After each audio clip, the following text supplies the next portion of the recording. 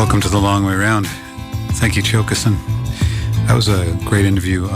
Reminded me of some things I've been thinking about quite a bit, so thanks. Let's see. Tonight I have a very special guest on the show, and I'm going to intro him in just a second. I just wanted to welcome all of you listeners to the program, The Long Way Round, with me, your host, Malcolm Byrne. And let's see, Hadrian Belove. In 2007, Hadrian founded the Cine Family, an acclaimed nonprofit cinematic that produced and promoted over 400 events a year, including festivals, retrospectives, premieres, and live performances. Its idiosyncratic programming inspired a cult-like following, leading IndieWire to name him one of the 40 influencers in indie film in 2013. In 2017, Hadrian founded a new film incubator, Playnice.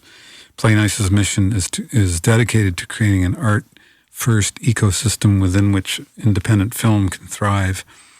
They've helped found and fund an underground film festival in New York City, NPC Fest, and co-produced and distributed Alex Lee Moyer's first two documentary films, TFW No GF and Alex's War.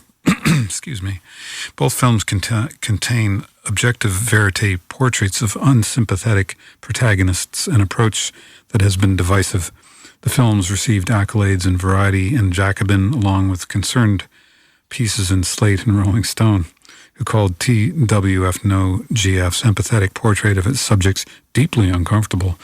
Now, after producing Alex's War, a film about Alex Jones, the most banned man on the internet. Well, he might be back now that Twitter is back in action. They have self-distributed and marketed the controversial film themselves against some resistance.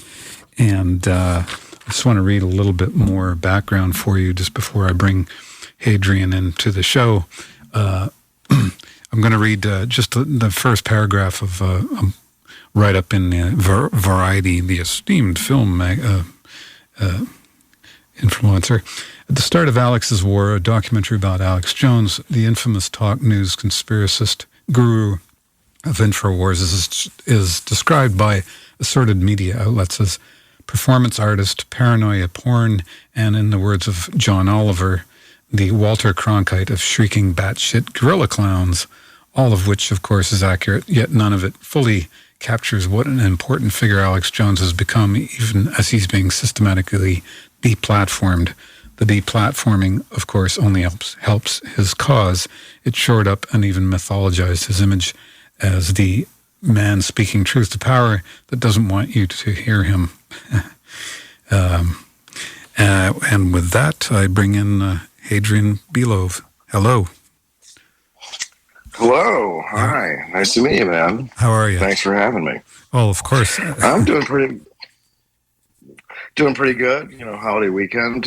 Just recovering from Saturday night, and ready to talk about the most controversial people on the internet with you.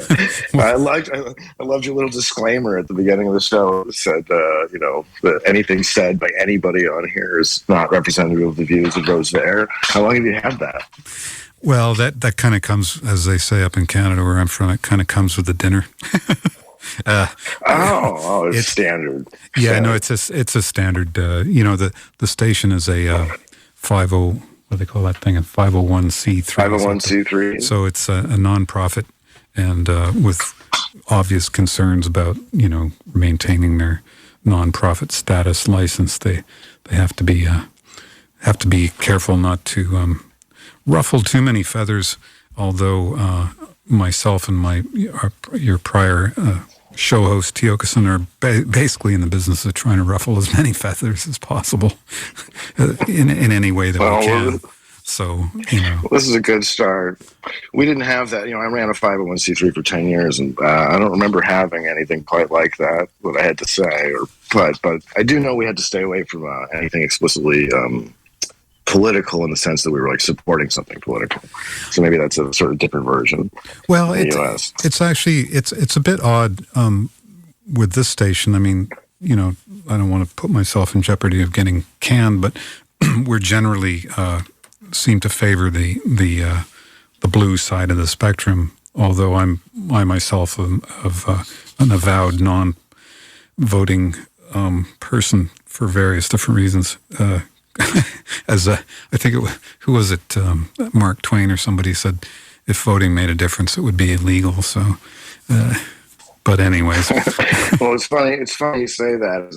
A lot of people presume, since I started helping make these kinds of movies, that it was coming from sort of like political shows that I'd had, because my Cinematech, was fairly, I would actually say pretty strongly art driven. It was we didn't really lean into politics much at all.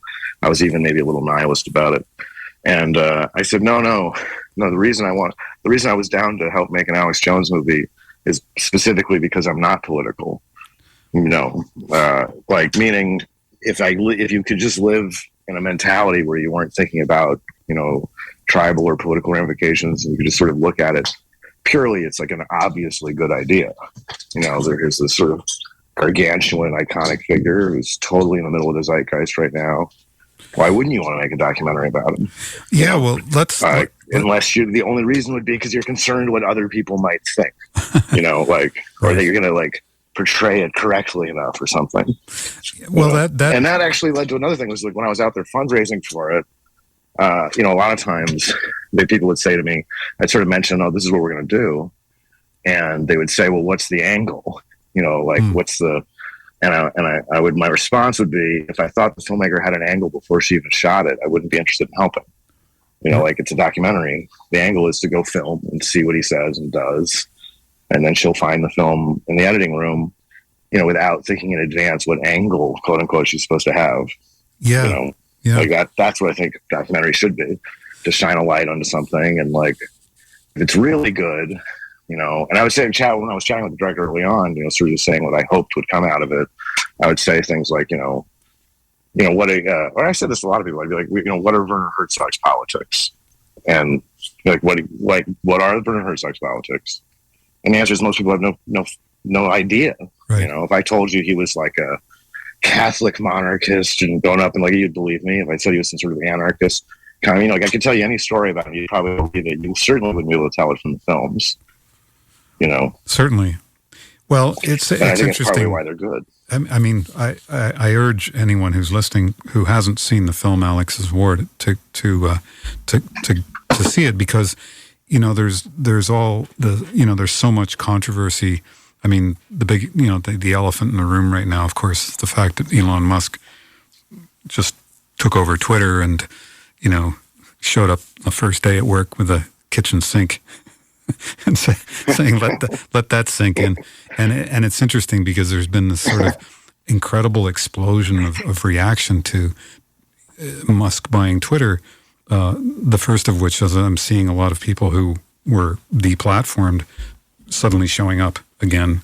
There's a lot of controversy about whether Donald Trump will be allowed back on Twitter, and I'd be curious to know if Alex Jones will be back on Twitter as well. But let me just get right to... Sorry, go ahead. I was just going to say that would certainly be the boldest choice. He'd certainly making a point. I think Trump's more likely than Jones, weirdly.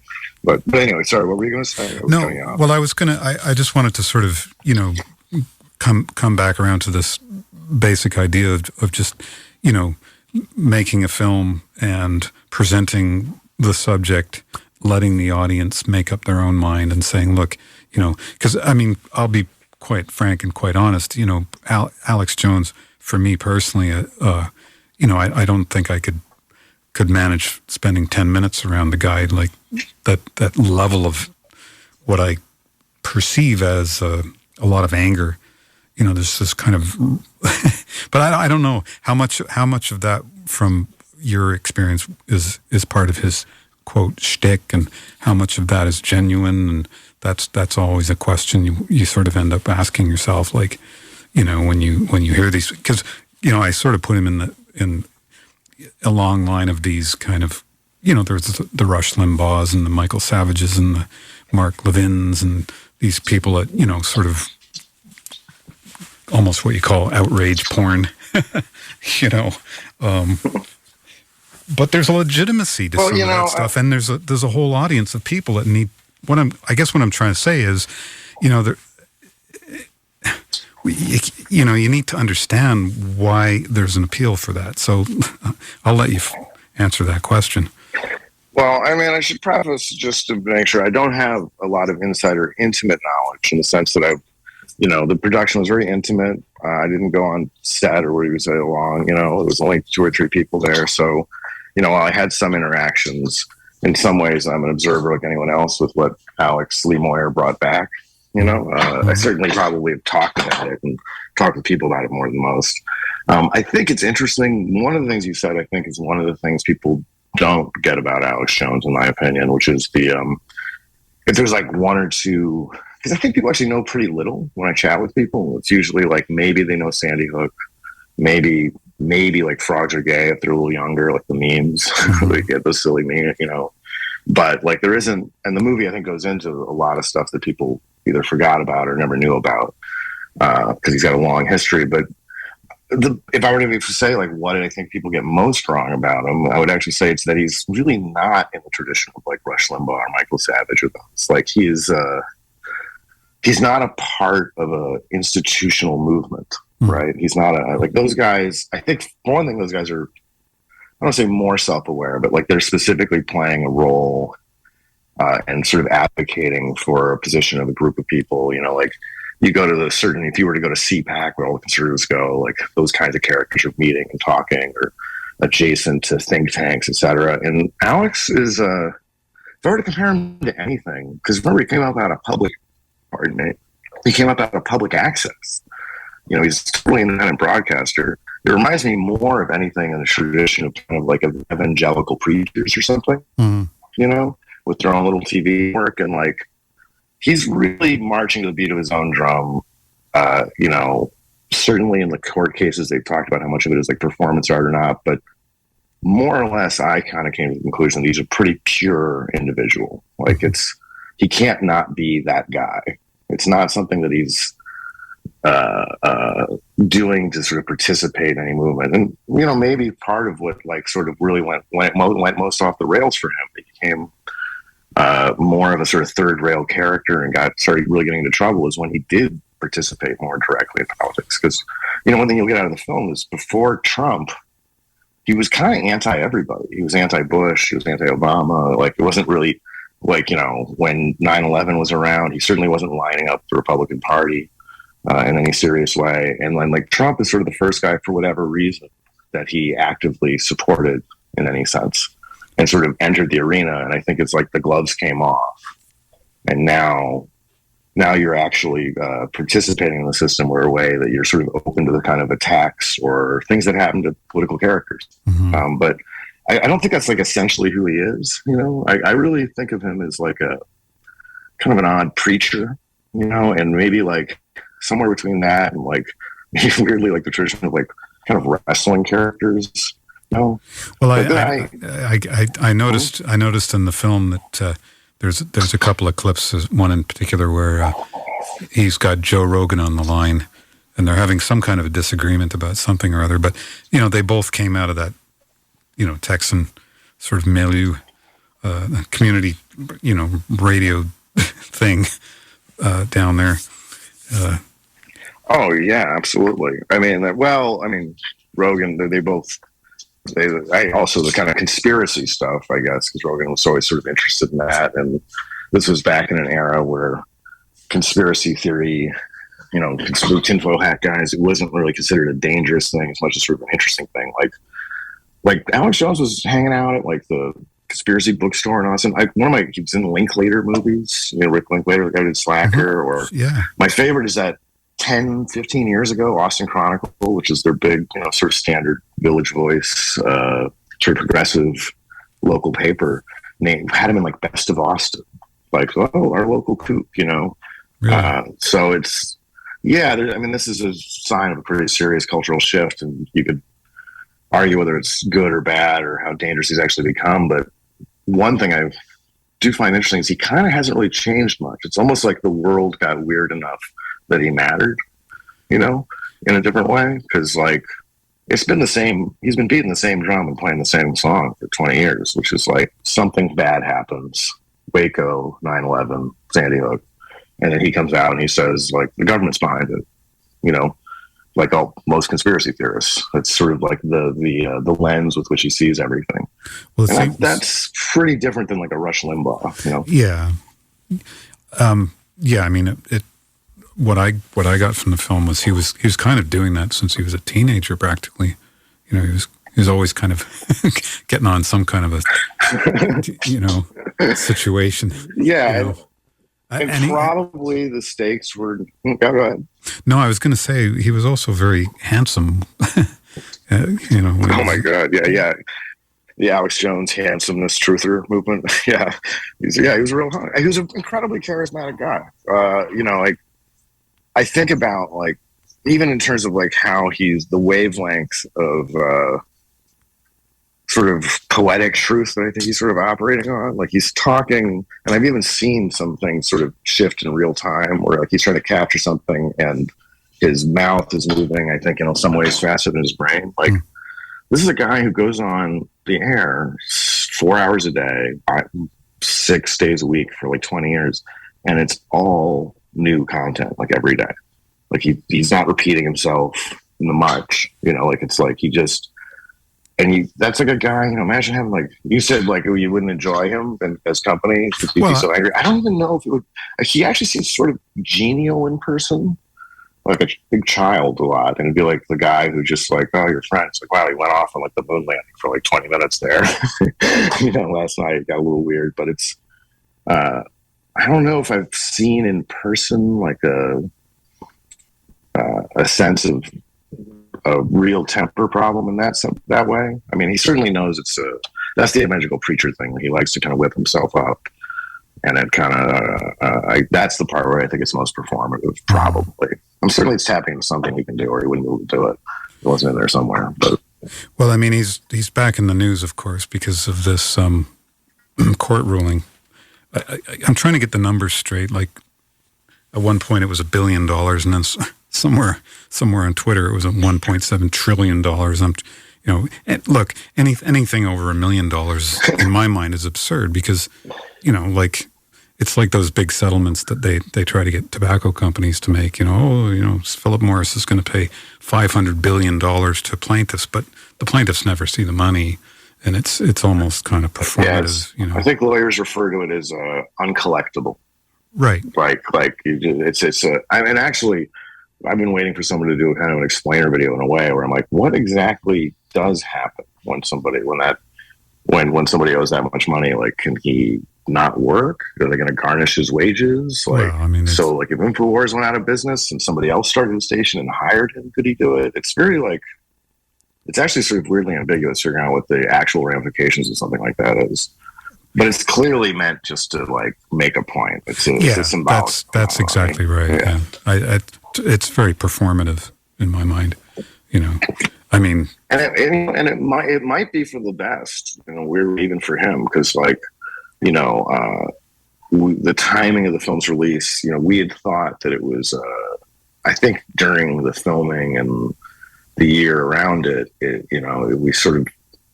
I certainly thought that the story around Alex Jones was going to be January 6th. Right. There was the trials coming up, et cetera, and I think that the filmmaker certainly had the most footage around that. The film's more built around the lead up to January 6th. Mm. And, Sandy Hook's a smaller piece of the film. It's only like 8 minutes, I think. And that certainly like shifted the headlines in a big way and, highlighted that as instead of January 6th is probably the most salient thing people immediately think of when they think of him. And I think if it had been less money, like if it hadn't been such a good, in a way, I think it lets people maybe move on, and it might let him move on to be like, okay, he's been appropriately punished. It's hard to say he hasn't been, unless you think someone should be thrown in jail for that kind of thing. Well, I mean, there's some people that would like to see him hung for a lot of things. Yeah, I know they have. It's odd to me. They sort of like put the level of onus on him as if he was the one who committed the crimes, that were so horrible. But in the film, he clearly absolves himself during the, while things were occurring, he's, in the film, he gets up and he's saying, like, we want to keep this thing peaceful. We don't want to be, resorting to violence. He's imploring the crowd. Oh, you're January 6th. Oh, I think he has the January 6th gives a much cleaner slate on. Yeah, I got it. Like, that was an Sandy Hook thing is a story. Yeah, I was talking about the judgment in Sandy Hook being excessive enough that maybe in a weird way it like can let people move on, and go like he was somewhat appropriately punished for whatever one believes was the thing he did, which I think is I hear sort of, it isn't quite as clear as people think, there's a lot of stuff. And I think the film gets into where, like, I think some people think he did things that he didn't. He obviously did do some things that were pretty unforgivable, or said some things, but I think it helps, like, sort of settle that. In terms of January 6th, I mean, yeah, probably the reason we didn't hear as much about it is because of that footage, and because it was kind of like, he was pretty clearly not the person people thought he was. He was not trying. I mean, look, my line on that one is like, you don't rent. Like, there was a moment when they said, "Oh my God, Alex Jones got paid for the permits and paid." Like they had evidence that he had paid for the rally in some degree. And as I used to be an event promoter, and I'm like, well, you don't pay to rent a stage and a PA and porta potties and permits so that you can have a riot, right? That's so you can have a fairly conventional rally. So probably from him, it's like for Alex Jones, I think it's more like a Astroworld situation or something, right? Like something horrible happened theoretically under his watch, and the responsibility is him as like an event organizer is where the debate would be, rather than someone who was like, get in there, attack the Capitol, which is clearly not what was actually happening. He thought he was going to have a normal protest, get a lot of news, and go home. Yeah, he seems in the film quite horrified, actually, at the way things ended up going. Like, oh yeah, and certainly he's aware of what the ramifications probably were pretty quickly. But it was going to be like, I think it's he hadn't like left Austin in a long time. Like that whole bullhorning and going out and leading rallies and stuff. Like that was something he kind of did in his youth. So this was clearly like a sort of like this energizing moment. He was probably catching the fever, and where he was like touring with it. And I think it's like leading up to what he thinks is going to be a big, exciting thing, and it turns out to be an absolute disaster that is going to implicate everybody he's involved with and just going to destroy the last several months of work. Yeah, no, it's clearly he's smart enough to know that was a really bad day for him. He's not he's an unusual guy, but I wouldn't call him dumb at all. He sort of gets it, even in his own kind of weird ADD way. We're going to go to a couple of promos, as I had said to you in the email. So we'll go to one of those right now, and then when we come back, I've got a couple of questions to get into with you. So stay tuned for Hadrian Belove. Be right back in about a minute and a half. Ciao a tutti, sono Alessio Lombardi, Nicole Francis, Linda Sacomano, Mary Tuna, Antonio Marmo, Franco Sciaro, Gabriela Euvino, Giuseppe Pamudiate, Nicola Alba. Sono Paolo Casciaro. Questo è Tutto Italiano. We're from the Ulster County Italian American Foundation. Join us every Sunday afternoon at 1 p.m. You'll hear updates about UCIF. Pace e amore. It's the Italian American way. Celebrate and share our Italian heritage. Listen to some great interviews with Italian Americans. We grow membership on Tutto Italiano. And share music, traditional and music created by Italians. We'll bring you some guests from Brooklyn. We love to hear from our listeners. That's Tutto Italiano, Sunday afternoons from 1 to 2 here on Radio Kingston. AM 1490. FM 1079. Or anytime at radiokingston.org.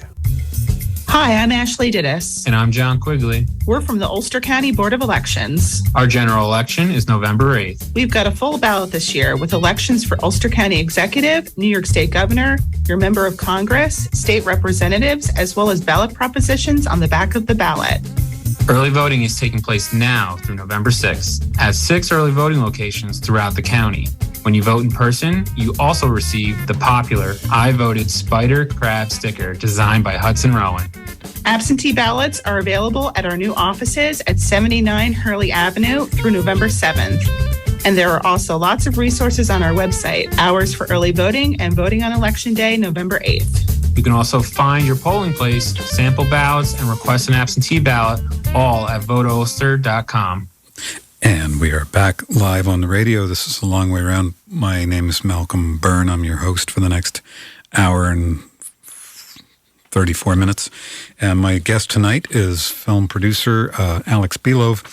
Alex, thanks for joining us on the show. Hadrian. Sorry, I've got Alex and Alex Jones on the brain. And then there's Alex Lee Moyer, of course, the director. Sorry, Adrian. Oh, big and little Alex. Trust me. The last couple of years, has been a lot of that. Sorry about that. You should have been. Well, Adrian's even slightly less common than my name, Malcolm. So, it's hard to get that one mixed up. I haven't met one yet. The only Hadrian I ever heard of was Hadrian's Wall, which is in the north of England. You ever heard of Hadrian's Wall? There to verify it. Oh, of course. Trust me, I've lived with this name a long time. Hadrianopolis and Hadrian. I know a lot of Hadrian stuff. Yeah, It's luckily it's a real name, not a made up one. But most people just ends up being Adrian. Anyway, and it's also the last name's Belove or Belove. Belove. It's Russian. Okay. Yeah. That works. Anyway, so you were saying you had some more... Well, yeah. The first thing I wanted to ask, of course, I just wanted to ask you to talk about the difficulties of, just getting this film, not so much made, but released. Like, what kind of... I mean, assuming that there's some resistance to it, but perhaps not. Absolutely. It was sort of built into the DNA of the project, obviously. It's not like you make a movie about Alex Jones and you expect all the doors to sort of swing open everywhere, So it's certainly not my first rodeo, either in my personal life or this. It's sort of the point of the company I founded, the startup Playnice, was to make all the cool stuff that other people... Can you swear, by the way? I was going to say cool. Cool stuff that there's only two words that I generally try and avoid on the well, there's a few. So, all right, I won't worry about it. So all the cool shit that people want to make, stuff like that. We're all grown up. That sounds like that's going to be fine then. Yeah, I was going to make all the cool shit that other people weren't going to make. That was part of sort of revitalizing indie film, because I thought the risk aversion was part of what's sort of making things sort of bland right now. It's really bad for the creative environment. Yeah, so we picked it knowing that's something I'm really glad you're bringing that up, because that's something I want to delve into too. But sorry to interrupt you, but just that whole, the blandization of media. It just seems like people don't want to do anything because it's like, oh, geez, you might get deplatformed or something just for. And not even just deplatformed. It's just like the amount of small barriers. There's the dramatic things like cancellation of deplatform, but I think there's also just a lot of like the sense of what the sort of smaller amounts of gatekeeping channels, as we kind of have less and less buyers right now, are interested in. Even just like TFW, which was, I think, the first film, TFW and OGF, which was just about kids, really. To me, it was like Decline of Western Civ or something, like just document, kids today, that it later became known as the quote unquote incel film, because they were like, trolls and 4chaners and stuff. And to me, it seemed in a lot of ways, it's like how Jacobin responded, just kind of a classic, you could even argue sort of bleeding heart liberal sort of thing, like just see some kids rapport and how they're kind of acting out. And my sense was like, when the film was done, was that it was right after BLM and stuff, and like people just didn't want a movie about a bunch of white men sort of complaining about their lives would be the kind of response to it. There's nothing like specifically wrong in it, but it was like not naturally flowing towards the river. And I think in a lot of ways, those things are more damaging than the explicit, like, oh, really clear rules, almost Hays Code, like don't do this, don't do that. It's that what's much more assiduous is how I think it makes an artist kind of work as if someone's over their shoulder. Like, is this what they want? Is this what they want? And there's so few buyers now that you just kind of do stuff. So for me, for our company, as opposed to the filmmaker just wants to make this movie and we're supporting that. For the company, we were coming from a point of view of like, how do we make things like this that I think have clearly pent up demand? Lots of people are interested in a film like this. And if the problem is, how do you get that kind of money out of the vault, or how do you get that to the marketplace when, all these little links in the supply chain, from the festival to the PR people to the magazines that are going to promote it, et cetera, down to like pretty extreme stuff. Like, are you going to be able to get on Amazon? So I was like, let's blow the doors open. Look, I'm interested in doing the most, I don't know if these are the most extreme, but just the most sort of pure thing, and see where the points of resistance actually are. Find out what actually happens if you just take a film like this, just raise the money independently, distribute it independently, try and do every piece of that ecosystem without depending on the idea that like you're going to someone's going to come along from a bigger institution and save you. Like basically, the world of independent film today, I don't think we have a world of like Roger Corman's, if anybody knows that guy, I don't want to get too, or Miramax's, where like there's a, cigar chomping guy who's like, I'm going to book theaters in Detroit, like get it. Like that doesn't happen. What you have is independent filmmakers making things in a sort of like on spec to this marketplace and hoping that one of the big players is going to buy it, the A24, Netflix, etc. So here you are making a movie that, like at one point, there was a friendly film programmer from a fairly major festival that we knew. And that person told us that, told the film that before it was even made, they were like, oh, we're not going to be able to show this. So you kind of like, this isn't going to play Sundance. There's no way. Like, there's films far less edgy that aren't right now. So how are you going to do it? So we had to like, I actually sponsored our own festival in New York just to create a premiere for it, so that we could get some, or actually I think one of the really interesting versions is like, there was a question of whether we could even get it on Amazon, because Amazon, this is sort of a funny kind of like very subtle way of pressuring things towards the mainstream. Amazon made an announcement a couple of years ago that they were not going to take any independent documentaries or short films. Meaning, like, if you went through a, it's fairly easy to get stuff on Amazon. It's designed that way to be for everyone, the sort of broad marketplace. So previously, if you went through what they call an aggregator, someone who gathered a bunch of movies, they could sort of put your film in the store, right? And they were saying they wouldn't do that. And I kind of did think it was because of political reasons, but it was really cleverly done by just sort of saying independent shorts, because most of the political documentaries that had actually been dominating the charts on Amazon, like these pretty explicitly conservative films like Plot Against the President and Hoax by Mike Cernovich, or Man of Millions was the first one. I think A Man of Millions' Plot Against the President, sort of pro-Trump Russiagate movie, was the #1 documentary on Amazon that year. It just ate up the charts. And today, you could not get that film on Amazon unless you were a quote-unquote established distributor. So meaning you're one of their sort of previous accounts at a company they know, or like a big enough company you can push a documentary through. So we spent, it actually delayed the release by months when I was just trying to figure out, because not getting on Amazon is like being deprived of 50% of the video rental marketplace. It's so dominant. It's like they own the roads. So I had to, I even went through several companies that I almost had willing to do it. This is how sort of scared people were. Like I found a Christian distributor, a pretty big one actually, but that was willing to white label the film. Well, that's like, I don't know if you've heard that term, like the music industry. It's like when a distributor basically does a service deal, they do some of it for you and you handle the rest of the distribution, so they take a smaller fee. So like we sort of ride along with their account. Mm-hmm. They wouldn't be responsible for any of the stuff we would do. And then some Alex Jones stuff happened in the news, and they were like, you know what, we can't do it. And I ended up finding a company willing to do it, but you know, in order to do that, I had to give up a pretty reasonable percentage of our inventory just to have someone like carry it in the door for us. And even then, they were like, it's a coin flip whether Amazon will take it.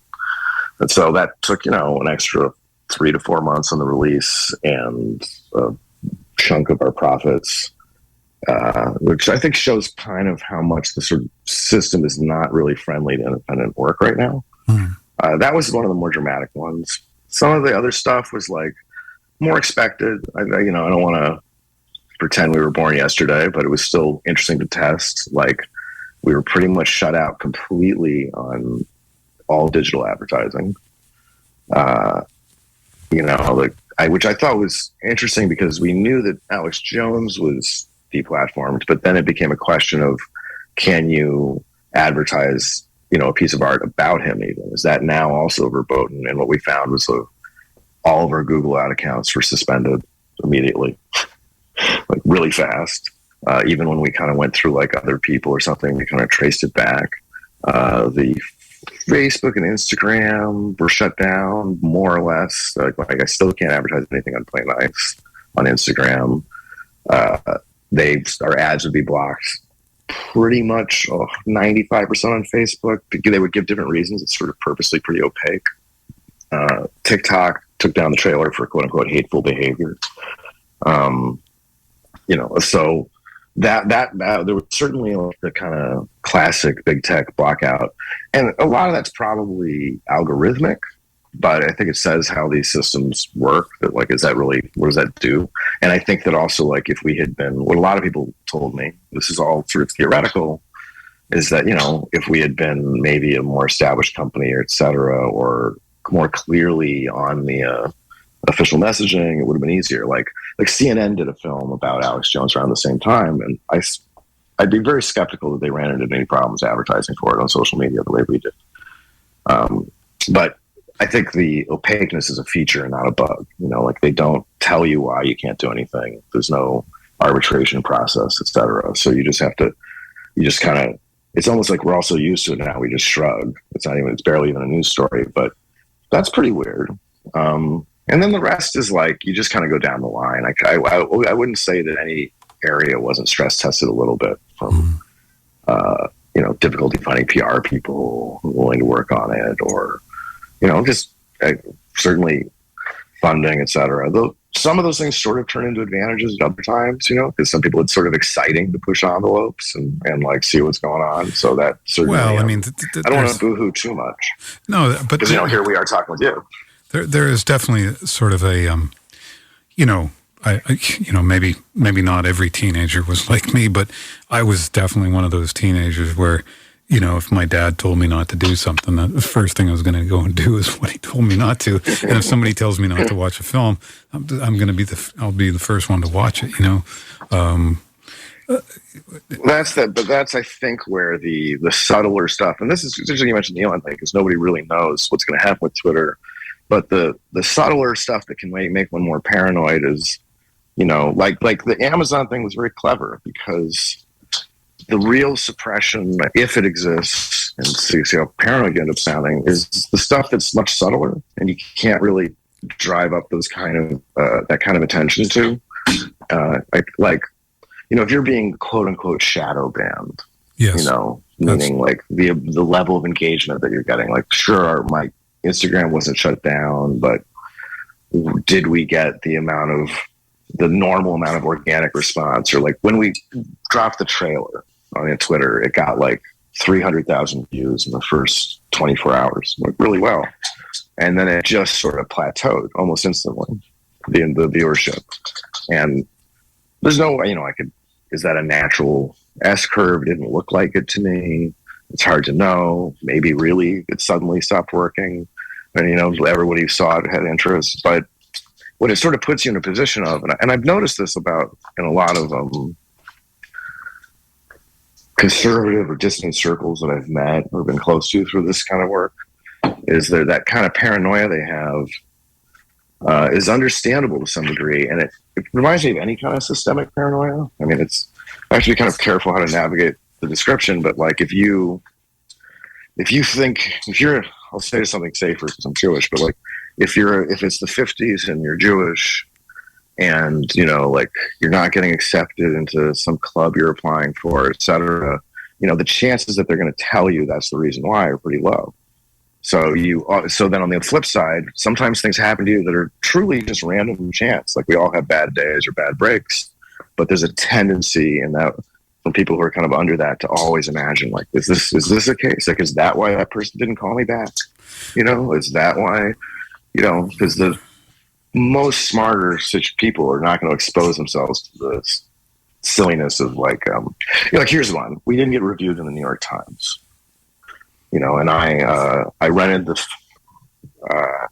we showed the film at the Angelica Theater, which is one of the bigger Midtown Manhattan.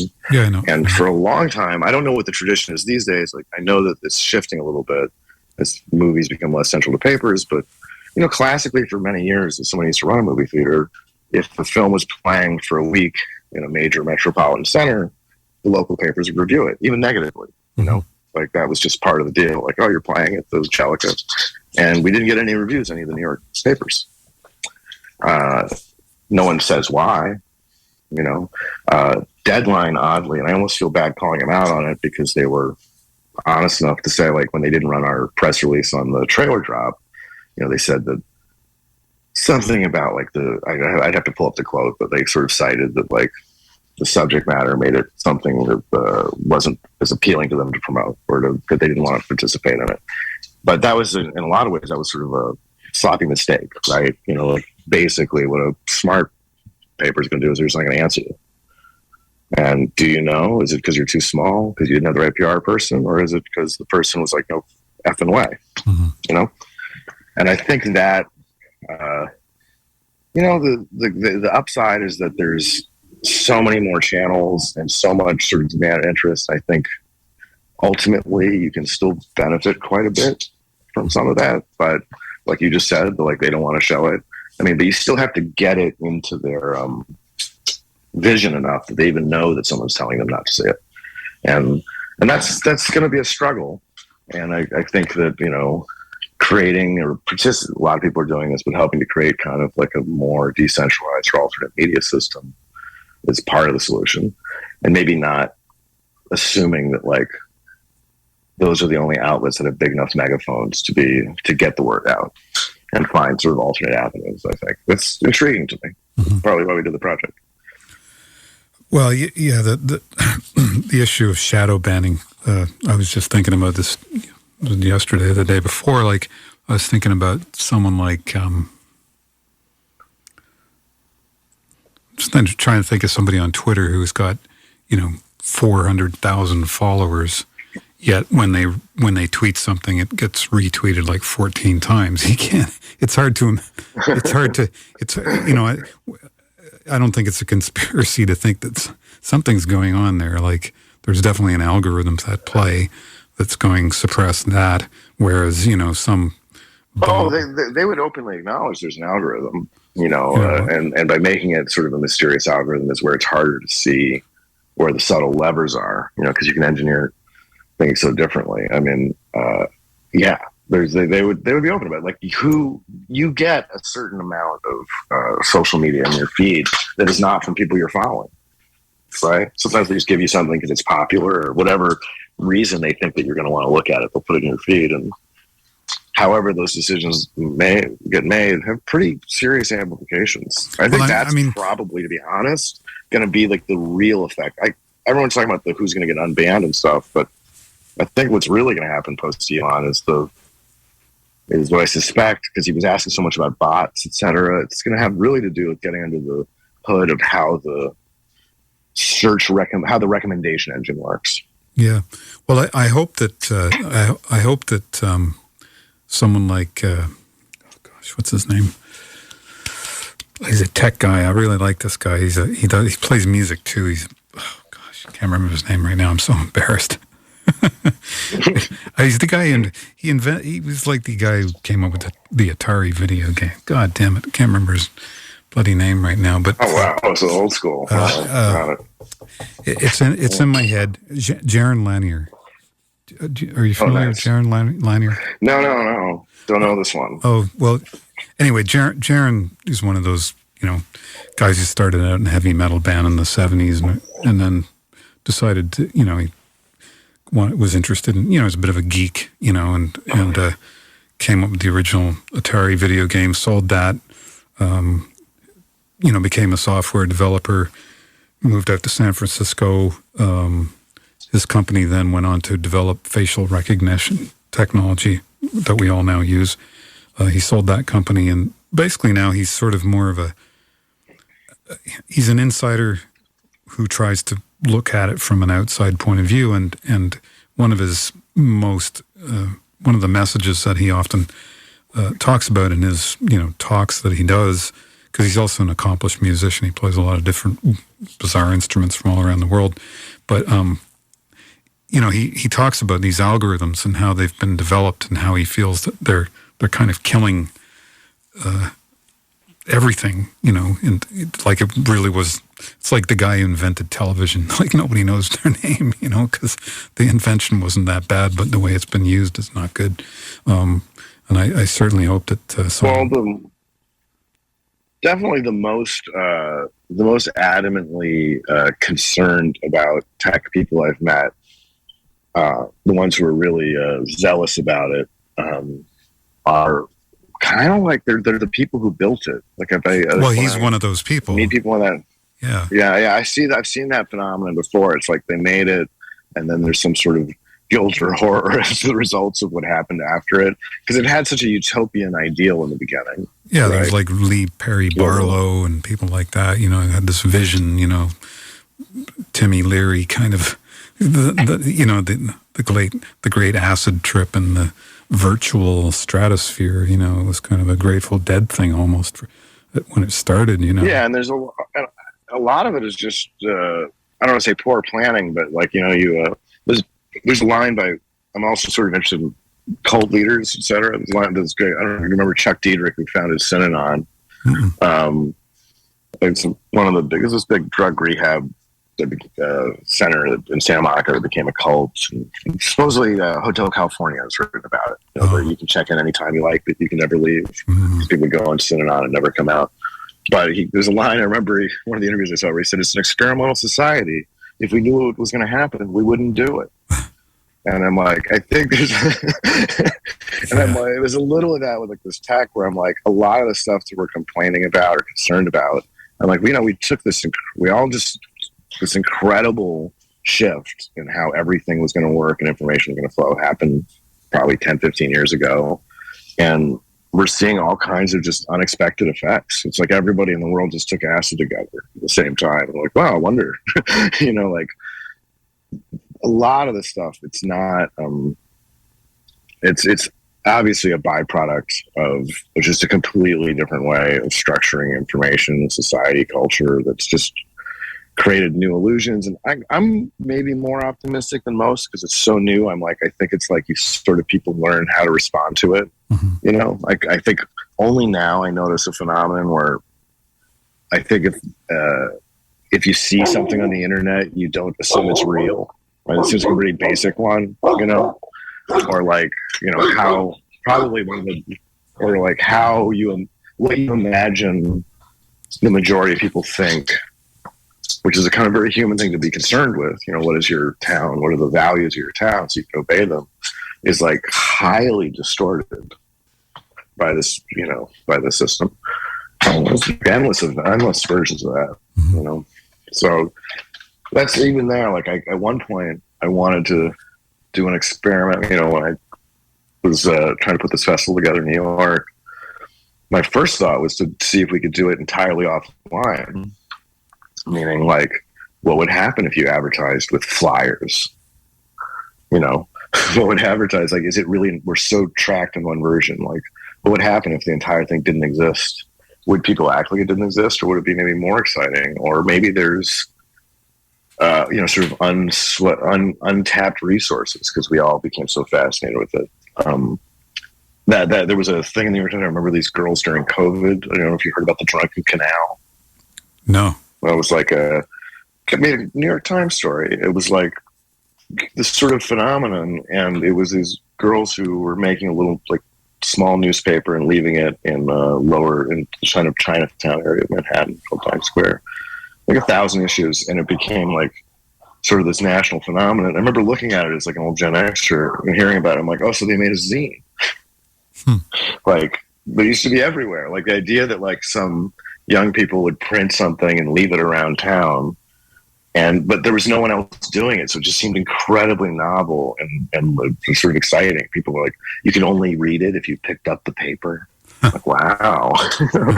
Like, who'd have thought of that? Jeez, and it worked. It really like got a lot of attention and readership, etc. So I think to some degree, just turning it off that part of your brain the internet had for a second, and thinking like of all the possible ways the world could be, it's going to be really important for people. Mm-hmm. And maybe like that's to circle it back, kind of again, like my interest in the Alex Jones movie. Which is something the director's been saying a lot in interviews, which is she wanted something that would be a film that would be interesting in 20 years.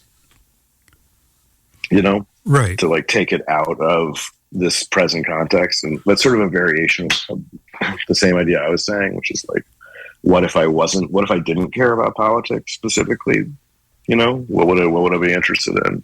And when I say don't care about politics, I mean, don't care about the present day kind of retail. Yeah, that's sort of. Next. Yeah, I mean, if I get another flyer in my mailbox or in my Twitter feed telling me that I need to vote, like my life depends on it because this is the most important election of our lifetimes, I think I'm going to totally. My own throat because somebody told me that 2 years ago. And yeah, my phone will not stop. Everything's a 5-alarm fire.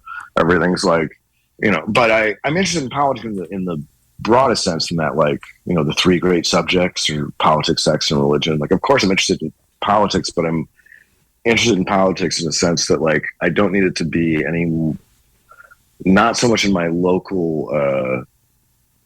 How I'm sort of relating to this next election, as much as like I'm interested in politics in China and Roman history and like how power moves, but as something that's probably not directly, not that, I mean, obviously I'm affected by it, so I want to know what's happening. What's a better way to say it? I'll adapt a friend's bit, but it's like, in a lot of ways I was saying being addicted to politics is like, politics is like being addicted to porn.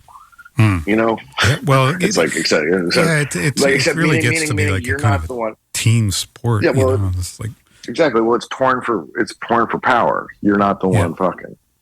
Right, like these, like you just said, how much is my vote going to make a difference? Not. I don't want to like. I think being a good citizen is important, but like maybe you could. It's also just important, like how you treat your neighbor, your family, and your friends. It's probably going to have a lot more impact if you're trying to make a change in the world than like that.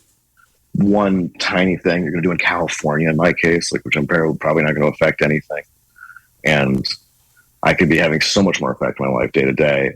So, like, I'm not saying don't be a good citizen or not if you want, but it seems to me like the percentage of our brain that has been taken up with that is just way excessive. It's taken over everybody's life. Like, to not like somebody because of their politics seems really intolerant and weird to me. Well, that's something that in terms of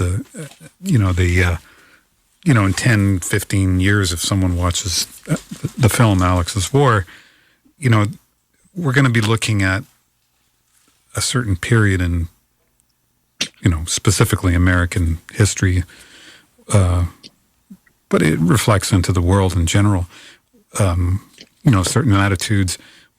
But I think to what I'm sort of saying is, people just have gotten to this point where they look at certain other types of people, and it's just like they might as well just be looking at an alien or something like that. Like I have friends who are, Republicans. I have friends who are Democrats. I have friends who are Green Party. I have communist friends, but specifically when it comes to the two main political parties, it's almost like they kind of look at each other as if they're from like some other planet. And there's like no ability to cross over and have some sense of empathy and say, well, I may not agree with all of those people that, for example, would tune into an Alex Jones broadcast, but they make up a percentage of the population, and why are they interested in that? And why did all those people, for example, show up on January 6th?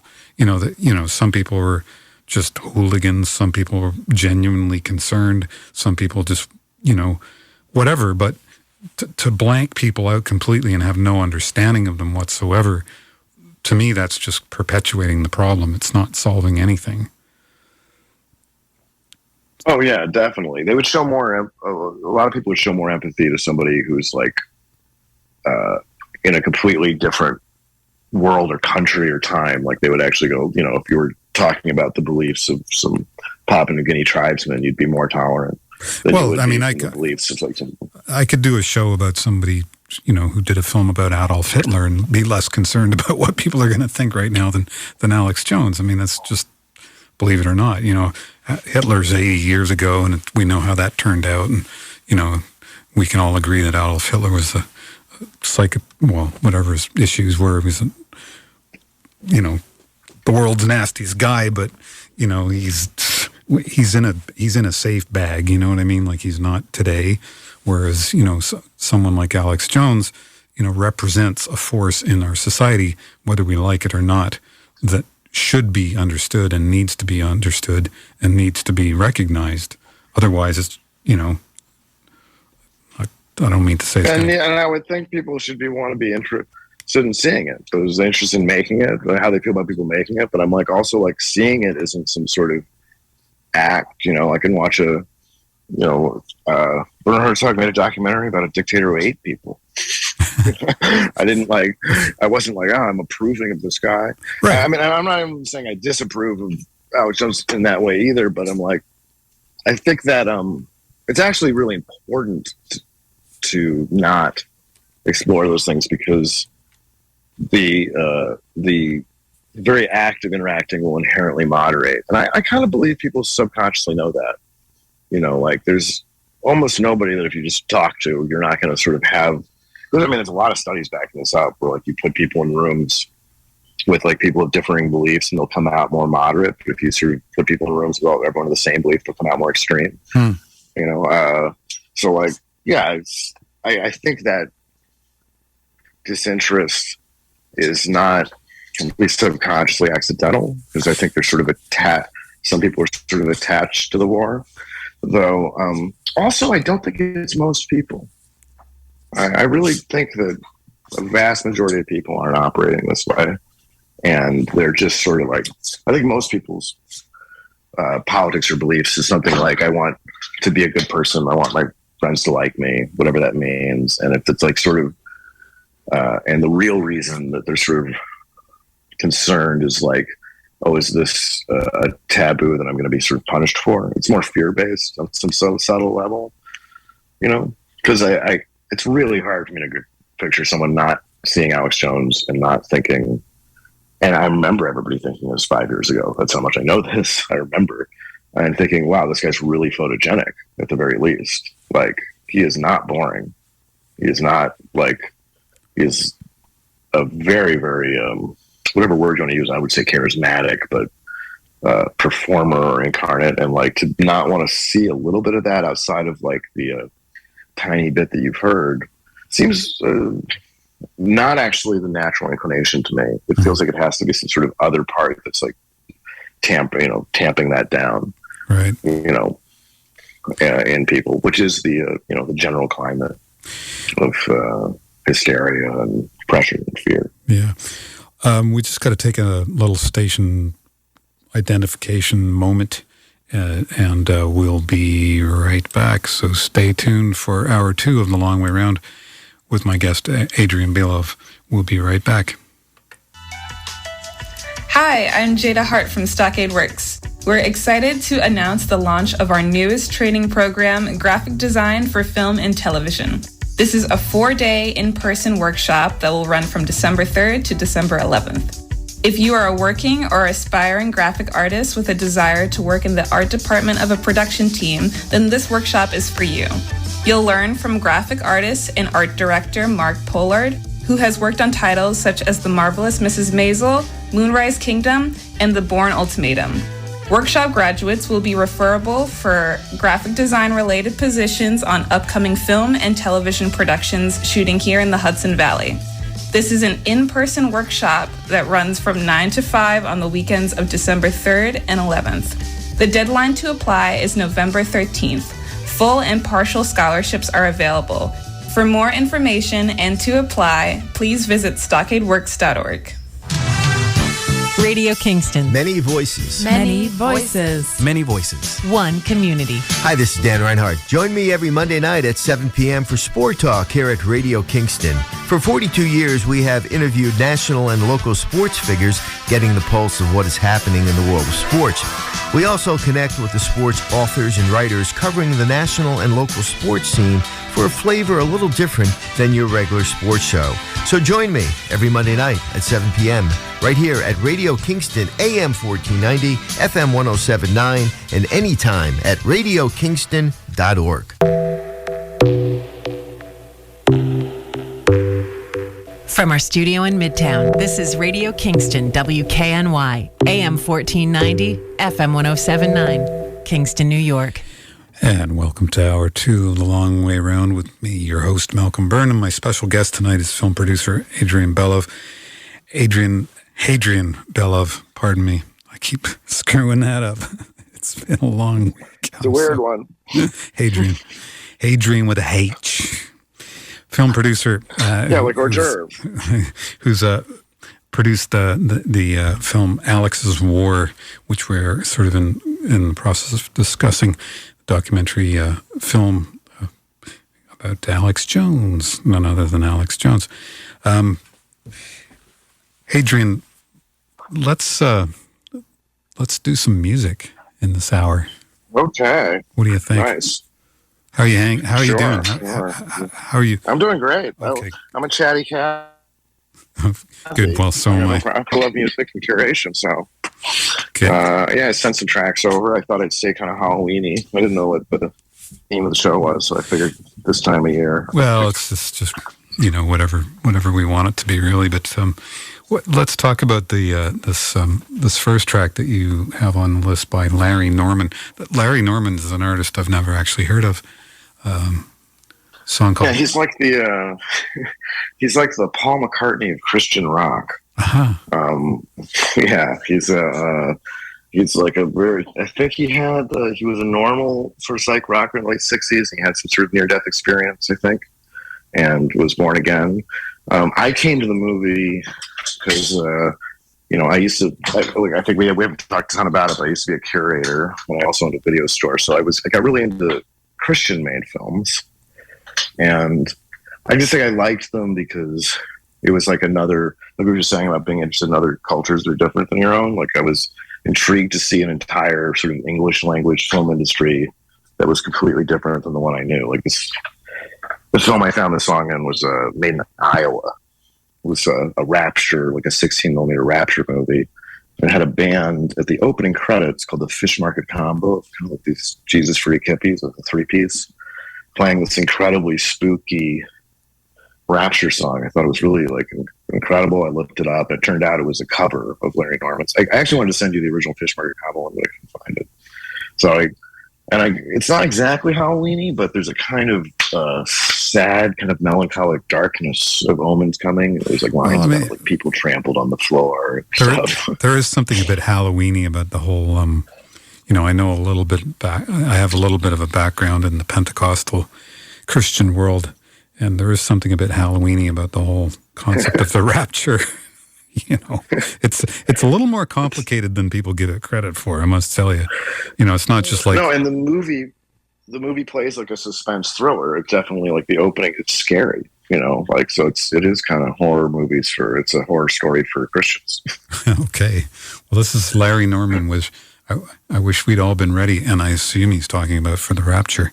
So keep Jesus in your heart while you're listening to this song, because according to my Pentecostal friends, if you just don't even have Jesus in your heart for 5 minutes, it could be it. It could be that 5 minutes, and that'll be the end of it. Here we go.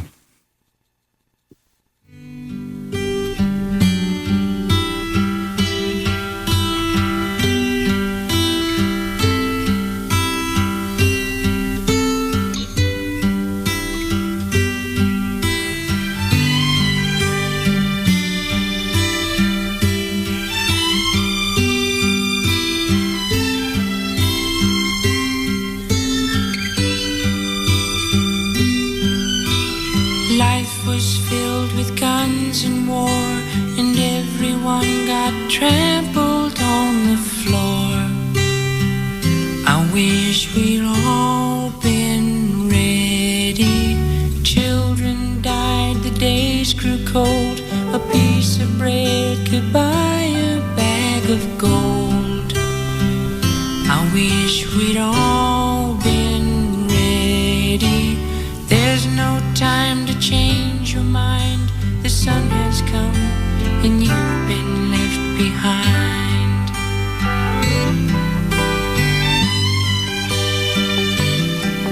A man and wife asleep in bed. She hears a noise and turns her head. He's gone. I wish we'd all been ready. Two men walking up a hill. One disappears and one's left standing still.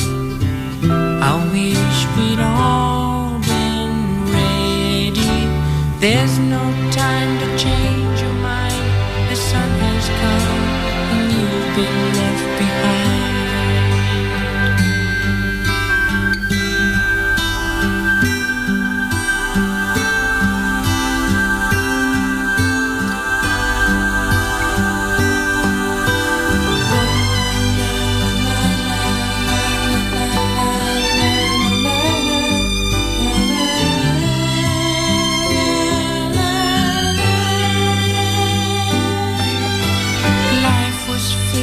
Guns and war, and everyone got trampled on the floor. I wish we'd all been ready. Children died, the days grew cold. A piece of bread could buy a bag of gold. I wish we'd all been ready. There's no time to change your mind. How could you have been so blind? The Father spoke, the demons died. The sun has come and you've been left behind. You've been left behind. You've been left behind. You've been left behind.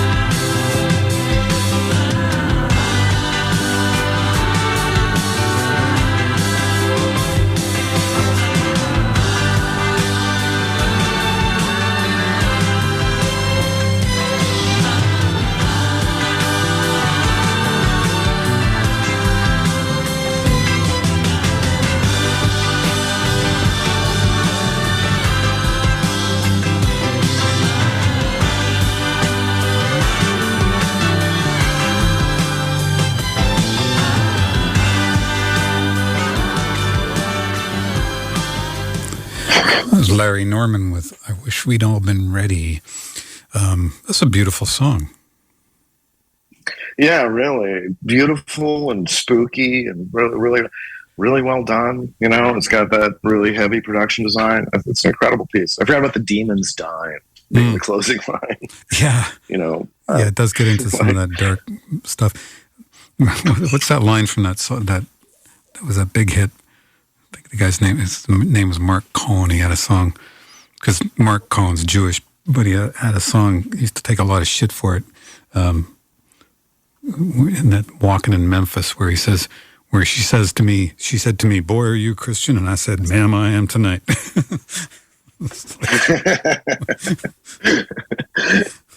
Yeah. Well, I mean, it's a great, incredible musical tradition. I'm not surprised. I did wish the one in the movie is, I think, sort of spookier because it's a stripped down version. It's just like, and they have a little sort of teenagers kind of giving like a little warning speech at the beginning. But the nicely produced version is good too. Whenever Norman's a treat, that album's got some incredible other stuff on it too. There's like another, I think there's one where he's like, he has his kind of Christian salvation moment in the middle of an acid trip. It's like a 7-minute rock song. Wow. Pretty fun. Yeah. So, it's pretty trippy stuff. Yeah. I mean, in the film, in Alex's War, one of the things that Alex Jones, he was very, the whole thing with the Branch Davidians, David Koresh, he was kind of right there. Mm-hmm. And what did he do? He built a church or something, rebuilt the church, helped him rebuild a church or something down there. Yeah, it's where he first met, I'm spacing the name, the journalist, John, who did all the pieces on him. But yeah, that was one of his first big things, is he was he rebuilt their church, he turned it into a museum. And I supposedly he lost a lot of his early radio gigs over it, because it was like, at the time, its own version of, a controversial position to, because it was basically the FBI was at stake. There's some really good movies about, actually, the Waco thing. And I think like a lot of these kind of rise and fall stories, so often it starts with something really positive that kind of makes you more energetic to move forward. You're right. You feel like you're on the side of good. And to tie it into the evangelicism, I think it's subtle in the film, but it's there. I think the fact that Alex Jones is Christian is probably not as much part of people's thinking. Like one of the things that strikes me about it, aside from all that kind of good and evil and kind of Manichean, like, Hillary's a demon and like language makes more sense if you look at it in that way. But also I think I was really struck that he has a kind of doomer quality that reflects some of that culture, like that there's some sort of apocalypse coming. Like there's, a bit in the movie where he gets probably the most emotional interview, and he's like, I don't think this is going to go well, and he's sort of like, it basically sort of implies that he would kill himself if he didn't feel like, he had a duty to sort of move on in this fight that he was on. And I thought this is definitely part of that kind of evangelical energy, I think, a little bit. The stakes are pretty high to him.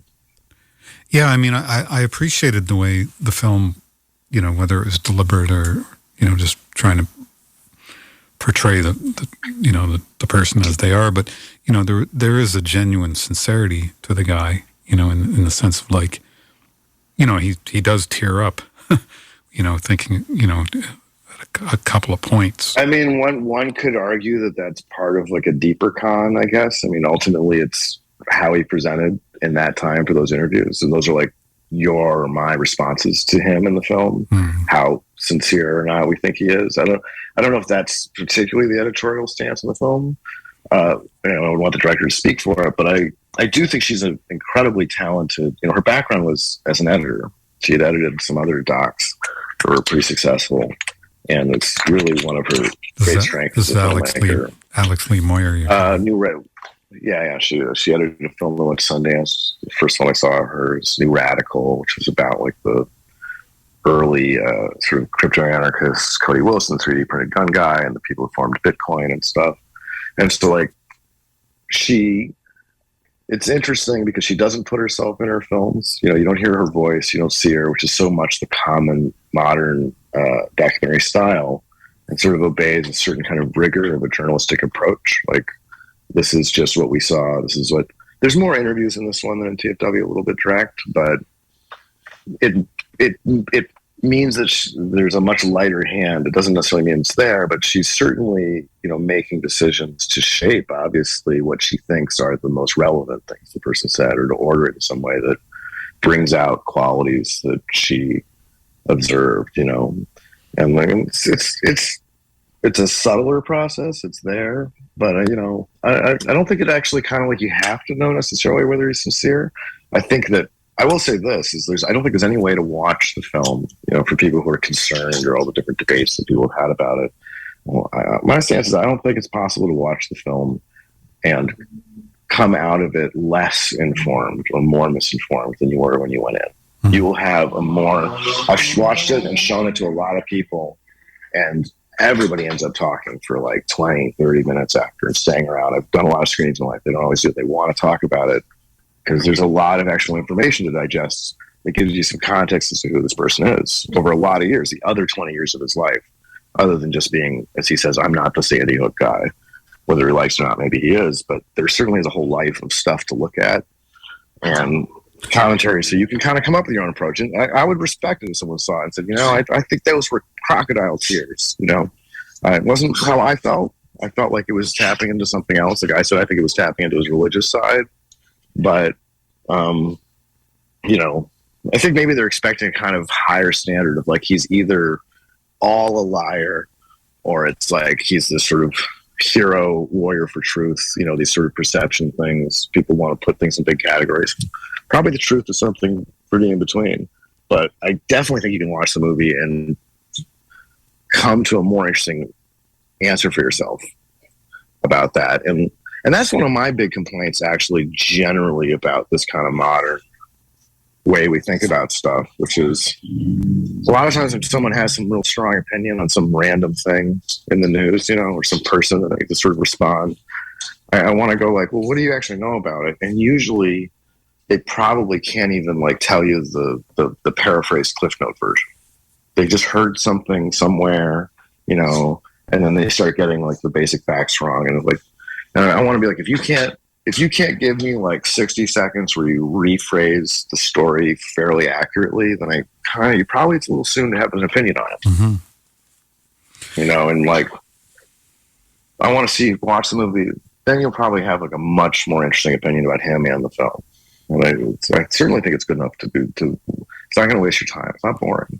No, it's a great film. I found it very captivating and very interesting. And, I'm sure there'll be people like, how dare you humanize someone like that, but that's, we again, the Gray Zone, which one of my favorite online news sources, by the way. I don't know if you're familiar with those guys, but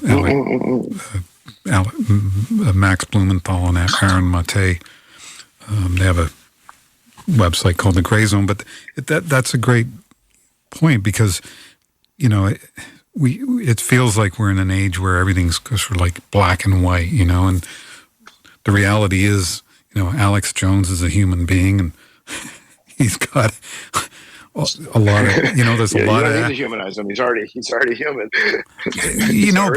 But I mean, he has been so on one side of the conversation. He's almost like the poster child for everything that's, the whole sort of what's wrong with America, and on the other hand, on the other, and of course, just blame everything on this one guy, and on the other hand, he's got fans that, some of them are legitimate and some of them are probably out of their minds, but, that's the same thing for anybody who watches Rachel Maddow, as far as I'm concerned, Well, also it's a strange accusation to humanize, because first off, you go like, what is it? So you're like sort of saying that to humanize is to listen to at all, basically, like to portray, because it's not like the film isn't much more than, at its base, it's pretty simple. It's interviews of his biographical life and then following him on the trail of the quote-unquote Stop the Steal campaign. So, like, is it humanizing to let him talk or to listen to him for too long? I mean, I would say yes. That is kind of, it's reminding you that he's a person and forcing you to have a more complicated response. But But then you go, so on the one level, like doing it is so easy to do. It's not much. And why is it dangerous to think of somebody as not, well, I mean, not something portrayed by another, to be honest. You know, like in these kind of narrative warfare games, people are defining each other a lot. And what they're really doing is saying, I want to be in control of this narrative and not let you, much less them. I guess, you know, you have your own sort of narrative as some sort of independent jury or thinking person. You know, you just stick to it. Just don't look over there. You know, I've even seen news places, you know, sometimes in like some editorial or something or other, they'll say like, don't worry. You don't need to watch the Amber Heard trial with Johnny Depp. You need to, it's too awful. Just read. I actually saw some people say like, just read our coverage of it. Mm-hmm. You'll get enough. Mm-hmm. Well, that's a really strange thing to say to somebody. You know, like you don't go talk with anybody else. Just let me tell you what happened. I would immediately be very distrustful of that person.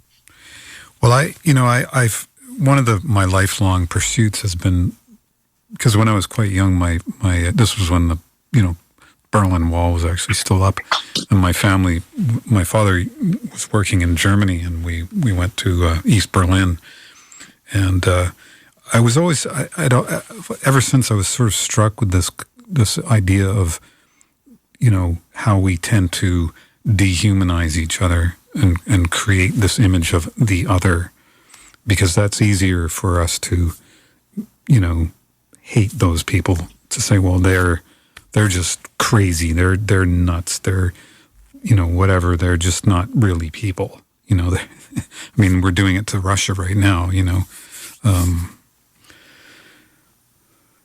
and it's the dark part of that is the dark and sense of the shadow side that we all have is that what you're really doing is seeking permission to be mean, because everyone wants to, like there's a Bertrand Russell quote where he says, I'll go through this one slowly because I like it. Let's just say it slow. He says, the infliction of cruelty with a clear conscience is a delight to moralists. That's why they invented hell. So, like, it feels really good to punch a Nazi, to be mean and be right, because you get to, it actually, what you have to acknowledge is it feels good. What you're really saying on some levels, it feels good to punch someone. Yeah.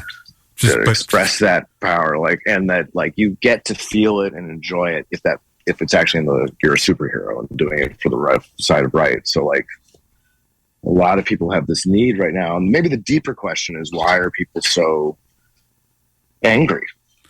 Right? Why are people getting so angry at each other? That's the real, if I was a therapist, if that's what we'd be really wanting to dig into, why are you focusing so much energy on needing to express this to Alex Jones or Hillary Clinton, I guess? Well, what Alex Jones is addressing, from my experiences and listening to him talk or on the radio or shows or whatever, he's addressing it.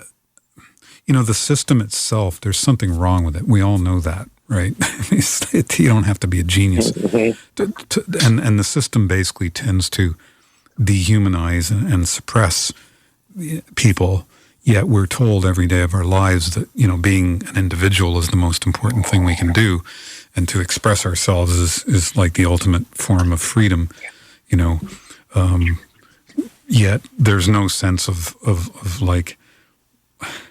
collectivism, what's the collective? So of course someone like Alex Jones is going to be filling a void, filling a vacuum, just the way Donald Trump did, when he came along. He was, I mean, you'd have to be out of your mind not to look at Donald Trump as anything other than sort of a political carnival barker. You know what I mean? But at the same time, and I can understand why someone like Alex Jones would have aligned himself with him, because Trump was kind of, for a lot of voters, was just a big middle finger to the system. Maybe it was to their own disadvantage in the long run, but that's why a lot of people were like, I don't necessarily know if I'm not really a Republican. I don't really like Trump, but he's he's the only person out there who's given a big FU to the establishment, right? And there is a lot of anger and resentment towards the quote establishment, and legitimately for a good reason. So, you can see where a guy like Alex would certainly meet the needs of those people. For sure. And I think I used the phrase earlier. We were chatting. I said he has a lot of poetic truths, and he's sort of operating on that level. Yeah, whether he's I would call it ecstatic truths. They're definitely like, yeah, that's an interesting question. But setting aside the level of consciousness, it's like he, those main songs of like the media is lying, the government doesn't care about you, that particular group of people, or actively dislikes you. The dehumanization, which he is one of his big themes. I think when Alex asked him, how would you describe yourself if an alien came home on the planet? Which is, I think, the question that leads the answer. You don't hear her question. And he says, I'm a pro-human activist. That's the first thing he says. I remember that.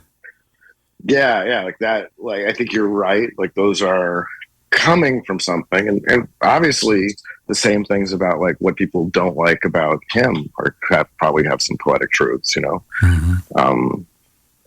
And it's dangerous, but something that should be respected and thought about. Like what's actually, if you get away from the minutia, what's the big appeal here? And it's probably not the things the other people are saying. Just if you went in if you had a fight between two people, a divorce or something, I wouldn't necessarily, or a couple is breaking up, I wouldn't think like the most reliable witness or describer of the other side of that breakup is the other person. I'd probably assume they're selling something there too about their vision of them.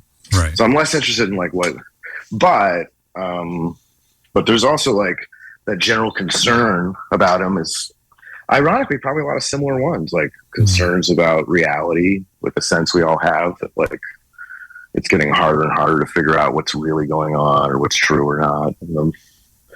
And like they both kind of have, there's like sort of everyone's becoming schizoid, like, and that's another reason I kind of personally thought Alex Jones was sort of one of the perfect people for a filmmaker to make a movie about right now, because I think he's kind of weirdly like a poster child for everybody, and a lot of people who are like 80% right, and like the 20% can just be so deranged. Or so wrong. You can just like, you get a rocket a little off, you're gonna miss the moon by a lot. Right. So, that's a good analogy. Those little things make a huge difference. I'm not saying they don't, but you still kind of, I think it's worth respecting. Like when you see the movie, the amount of times he was right. It's telling too. No, I mean that is striking. I have to say there's there's things that he's like, wow, that's just way off the mark. But there's other things, and you're like, wow, like 20 years later, you're thinking, geez, that guy wasn't too far off the mark when he said that, in 1989 or 1990 or whatever. Totally. I mean, even some of the, she couldn't, Moyer couldn't cover it. It's too much to cover, but like, even something as silly as there's this famous bit for people who don't know, probably known more about people who know the sillier side of him, but he had a whole rant about they're making the frogs gay. It's like stuffing chemicals in the water and the frogs turning gay. And we thought, this whack job talking about frogs going. So it became like a thing. It was made fun, both made fun of and memeified, variations and stuff. And then like, I remember this kid on YouTube did a whole research project about it, an hour long. And it turns out, again, he wasn't that wrong. Like there was something in the water, and it's not literally making frogs gay, because what does that even mean? But it was causing sort of gender fluidity in frogs and stuff. And it was like happening nationwide. So he was talking about something in his own kind of weird way that was real, even then. Yeah. But that's the one that people most. But see, that's the thing that, another very controversial person that maybe the next film. Well, I think there's already been enough films made about Jordan Peterson, but again, he's another one of those polarizing figures where some people think this guy's like the second coming, everything he says is like, wow, like the guru. And then, other people just think he's like some kind of neo-fascist cult leader or something like that. Yeah, but, if you listen to someone like Jordan Peterson, I don't know how familiar you are with his ideas, but I've got a decent grasp. Yeah. But he can. What happens with people is they'll say certain things that pull you in. You go, and they're legitimately true thoughts. But then once you're sort of in there, you're sort of in this world, and then when they start throwing in this really wacky stuff, well, now they've sort of gained your trust, and then you kind of get pulled in. I was kind of enjoying Jordan Peterson until he started riffing on the Old Testament, and then I was a bit like, not really sure if I can go there with you. Pillars of salt and so forth and whatnot. But anyway, the Old Testament is pretty crazy. No, but that's part of the job of interacting with interesting people. Exactly. Interesting people are not going to be. They're not going to be boring because they're interesting. They're going to be eccentric. It's like the same minds that come up with things, the slight disagreeability or eccentric thought tracks are going to lead to some brilliant conclusions and some really stupid ones. that's part of the drill too. And if you kind of eliminate or decide that it's too dangerous, I think you're going to lose. To get back to the art thing, I think you're going to lose a lot of interesting artists. I come from the art world or the arts, and the history is the history of a lot of, it's like Carney people. They're really wild. It's a real pirate ship. The history of all the filmmakers and musicians we love. And you start like eliminating all the ones, Kanye today, it would be a really good example. Like, I don't want to lose Kanye's music. I don't want to lose, I don't even really want to lose every weird, crazy thing he says. And I'm saying this as a Jewish person, because I kind of accept that, like, if I met that guy at the coffee shop in Venice when he was 22 and he was kind of on different, I'd be like, wow, this guy's a little touched, but is he like 11? Is he going to go out and hurt me? I don't think so. I think we have to pay attention when people are actually dangerous. I guess that's the real question. But I guess my bar for dangerous is a little higher than the one out there right now. And I think anything's a trade-off. Anything's a trade-off. Ideas. This whole thing that ideas are dangerous now is that's really. I mean, for me, that's like the opposite of where my head's at. Well, also like. The trade-off is also a real question, because I could even sort of accept the premise. You can find examples of how, it's a big world. You can find examples, but, do we want to live, we could also eliminate all car accidents if we said the speeding limit was 5 miles per hour. Or if we just didn't have cars, period. We would... Yeah, exactly. Or you could like the what's the Asian country where they have the king that's incredibly punitive? He like lashes Singapore? Shoplifters and like Singapore. Yeah, Singapore. Thank you. They have a very low crime rate. So the level of danger, is it like when somebody's hurt by an idea or something? I'm not even saying there's no hurt there, but at what trade-off do you lose all these other qualities for society?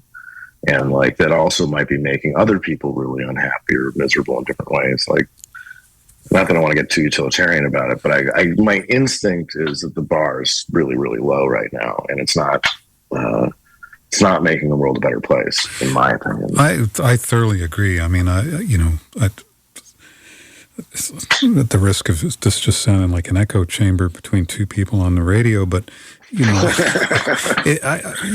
for me right now, the greatest danger is censorship.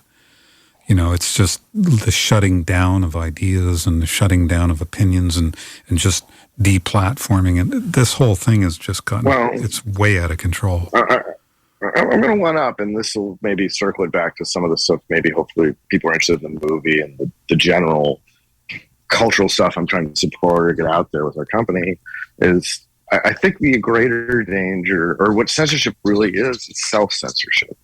Yes. And that's the reason why people can sort of avoid it so much and say, oh, yeah, what's the big deal? You can say, like and sort of draw a line, say this isn't, and they're really underestimating the power of that. And that, like there's a really incredible essay by, do you know Václav Havel? Oh, of course. Yeah, I mean, not personally, right? but So familiar. yeah. So he was, for those out there who don't know, he was a Czech playwright, absurdist playwright. But did he become the prime minister or the president? He became the prime minister. Right. He was of Czech Republic. He was one of the leaders of the Velvet Revolution, which is the only non-violent revolution of like a communist country that sort of, with that, and it was led by a lot of artists and poets and stuff. And he was even thrown in jail at one point. And then, so it's kind of an incredible curve of his life, from playwright to prisoner to prime minister. But in the period in the 70s, when he was, an activist, he wrote sort of a famous essay called "The Power of the Powerless." And the thesis of the essay, among other things, was that he was saying that there's a real difference between totalitarianism and something he called post-totalitarianism, which was like totalitarianism, that image people have of like there's like a Saddam Hussein or a Hitler, is drawing laws. Like that's actually kind of an unstable kind of empire in a way. There's like a guy and people are unhappy. But in post-totalitarianism, like the Stalin didn't exist by the 70s in Czechoslovakia and stuff. So it was, he uses the metaphor of a sign. I think this is very interesting these days, with like, because there's versions of this, where like a worker, like a grocery store, gets a sign in the mail. It says, "Workers of the world unite." And he puts it up in his window. And Havel says, why does he put it up in his window? Is it because he believes in it? Or, does he think the world's workers unite, et cetera? And no, the reason is he does it partly because of like all the subtle ways his life, maybe he won't get promoted to law, but like what's going to happen if it isn't? And also it's in everyone else's window. So in a sense, by putting it up in his window, he is joining what he calls the panorama. So it's like the infliction of the censorship is from the other. Everyone is both a victim and an oppressor at that point. Mm-hmm.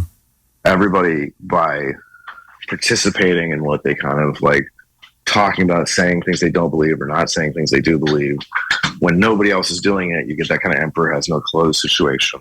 Mm-hmm. And it just kind of goes, people sort of live in a sort of dishonest state. And I think that's closer to what we're dealing with than some kind of like, deplatforming is a bummer. That really sucks if you're a big YouTuber and you lose all your money suddenly. That's certainly the heads on pikes that created the environment. But I think at this point, it's so woven into us that I think it's wild that it was even controversial to make this move. Yeah, to be honest, that is like, true. It's like why would this be controversial? It's a film, it's a document or a portrayal of an individual, colorful individual, right? But sure, but everybody, virtually everybody involved to some degree or another, had to sort of wrestle with it. Meaning, like, what is this going to do to my career or brand, et cetera, from here on out? And there's different answers for everybody involved, et cetera. But it was just the fact that it's sort of this extra thought in your brain, other than how can I be the most successful or make the most money, even, from a movie, et cetera, or make a movie that I like or I'm proud of. Like, those things are I think that's where the real damage is done. Like, the number of people I know who, it's like they wouldn't even write a script they had an idea for at this point. Mm-hmm. Or like, or there's like and then that, if you multiply that towards every step in the chain, so then you've got the executive who isn't going to bother greenlighting it or whatever. And that's where I think you get the blandness, because... And then there's the movie theater that won't show the movie because they're like, we can't show this movie because we'll lose all our patrons in Lower Manhattan. Yeah, or you just don't want to deal with like the letters or the complaints. And so what you end up with, I think, is you get people who... you get certainly just saying kind of like the sort of drumbeat of the institutional narrative of like the sort of acceptable discourse. That's going to get old, because everything does, however interesting it was the first time someone says it. So you can't just keep making the same movies over and over again. But what do you do instead? And you kind of end up with this kind of meh. That's what I think is like most stuff. Mm-hmm. It's like, if you try and please everyone, if you really try not to offend anybody, to just not deal with it, you kind of excite nobody. And I can't think of that many exciting TV shows, books, movies, etc., that have happened in the last couple of years. Well, it's my day job is in the music business, and it's the same. It's kind of the same in the music business. It's like for all the music that's being made out there, there's very little of it that's really gets in your face. It's almost like everyone's afraid to say. Like I work with artists, and they're like, well, I don't really want to say anything too outside of the thing because I don't want to lose any listeners or something like that. So, right, that's great. You might as well just be the you want to be the Bee Gees, and Yeah, right. Or nothing wrong with the Bee Gees. I love the Bee Gees. Like or maybe like working with someone. Speaking of music, I like the Bee Gees. Oh, I love the Bee Gees. I'm not saying in a derogatory way, but Barry Gibb never wrote a song about Paul. Anything, it's all pretty much, staying alive. Let's play some more music. Actually, let's do that. Let's play a couple more songs because we're going to run out of time, and we're going to not have played any more songs, which would suck. How about the song, is it Comus, Diana? Sure, that's a creepy song. Do you want to preface? It's a wild song. You want to preface the track before I play? I know less about this one. It was like it's another. Not everything I have is from this generation, but it's kind of like a weird folk album that was like lost and reissued. Uh-huh. I don't remember the name of the album. I should have looked it up before. First Utterance. They've basically been First Utterance. That's right, and it just it sounds unlike anything I've ever heard. I loved it. I always wanted to use it. I used it for a trailer once I was cutting, and it's just got this like very like witchy medieval vibe. That's like really evil sounding. And then they kind of reunited years later. The album cover is great too. So I thought maybe that would be the intro music or something, but I also just love any album where you're like, if somebody were to say to you like, oh, I loved it. You got anything else? Like, what else should I? You're at the record store and you're like, what else you got? And be like, no, there is nothing else. That's it. It's Comus's First Utterance. That's the album that sounds like that. You're just going to have to go back to it if you want to hear more things like this. All right. Well, here's Comus with Diana. Oh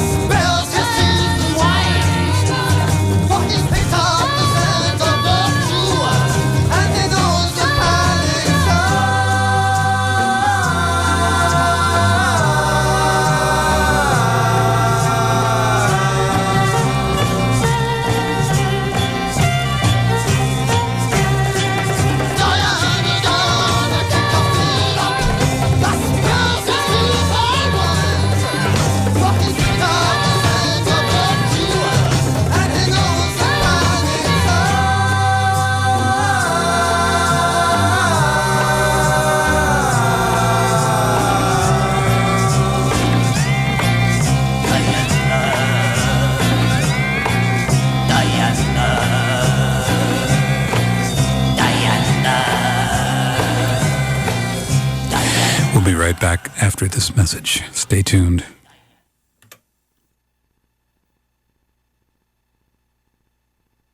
Hi, I'm Rachel Tantillo from Rupco. At Rupco, we work hard to create homes, support people, and improve communities. We provide a wide array of programs and services to our community, including homebuyer education and grants to purchase your first home. We offer foreclosure prevention counseling, we administer Section 8 rental assistance, and we manage over 700 units of affordable rental housing. And we're developing new, innovative, affordable housing opportunities in our area through historic preservation and new construction.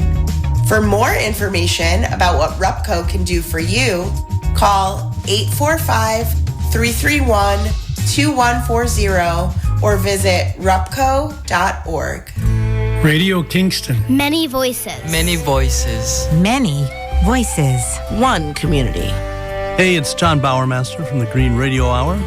Join us on Radio Kingston Mondays at 6 p.m. It's an hour of green conversation with environmental thinkers, doers, and activists. Now's the time we cannot get complacent. While environmental issues are global, there's a lot going on in our own backyard, from the quality of our food and drinking water to how we move around. We have an active environmental community in the Hudson Valley, but we still have to pay attention and be highly concerned. That's the Green Radio Hour, Mondays from 6 to 7 p.m. here on Radio Kingston, AM 1490, FM 107.9, and anytime at radiokingston.org. Well, we're just going into the last 10 minutes of the show. I've got my guest, Hadrian Belove, here with me. Hadrian, thanks for the enjoyable hour, 40-odd minutes. Fortunately, we're running out of time. This always seems to happen. We get into these great conversations with people, and it's like, oh crap, we're out of time. And I want to make sure I'd like to go out with the Dr. John track, so I want to make sure we save enough time. The Greek gumbo. It's a good Halloween track. Yeah, I have a special affinity for Mac Rebenak. I used to live down in New Orleans for about 14 or 15 years, and kind of part of my heart still resides in that fair part of the world. So, he's another unique creature. There's no one else like Dr. John. Definitely. Yeah, that was why I guess we're kind of ending up with sort of a late 60s, early 70s theme to the sounds of the show. But that's cool. Probably that's appropriate cool for my taste. That's all right. So the film Alex's War, it's not officially out yet. Is that correct? No, it's out. Oh, it is out. We managed to. What I probably left out of all that, when we talked about the various resistances, is all the success. We did get it on Amazon. We got it on iTunes. We got it in theaters, actually, though it's gone now. You